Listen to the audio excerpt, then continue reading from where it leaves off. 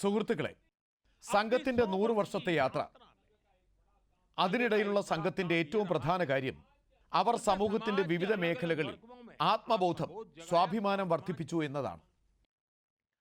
ഇതിനായി സംഘം കഠിനമായ മേഖലകളിലും മികച്ച പ്രവർത്തനം നടത്തി. അവിടെ എത്തിച്ചേരുക പ്രയാസമാണ്.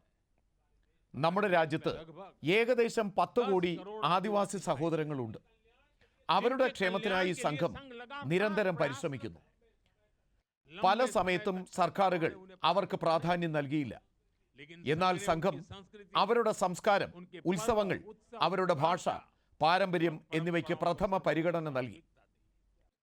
സേവാഭാരതി, വിദ്യാഭാരതി, ഏകലവ്യ വിദ്യാലയ്, വനവാസി ക്ഷേമാശ്രമം ആദിവാസി സമൂഹത്തിന്റെ ക്ഷേമത്തിനായി നിരവധി പ്രവർത്തനങ്ങൾ നടത്തി.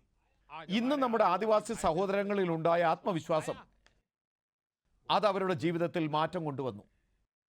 സുഹൃത്തുക്കളെ, സംഘം ദശകങ്ങളായി ആദിവാസി പാരമ്പര്യത്തെയും ആദിവാസി ജീവിത രീതികളെയും ആദിവാസി മൂല്യങ്ങളും സംരക്ഷിക്കാൻ സഹായം നൽകുന്നു. സ്വന്തം കർത്തവ്യം നിറവേറ്റുന്നു. അവരുടെ തപസ്യ ഭാരതീയ സംസ്കാരം സുരക്ഷിതമാക്കാൻ മുഖ്യ പങ്ക് വഹിച്ചിട്ടുണ്ട്. ഞാൻ രാജ്യത്തിന്റെ വിദൂര പ്രദേശങ്ങളിലുള്ള ആദിവാസികളുടെ ജീവിതം ലളിതമാക്കാൻ സഹായിക്കുന്ന സംഘത്തിന്റെ ലക്ഷക്കണക്കിന് സ്വയം സേവകരെ അഭിനന്ദിക്കുന്നു.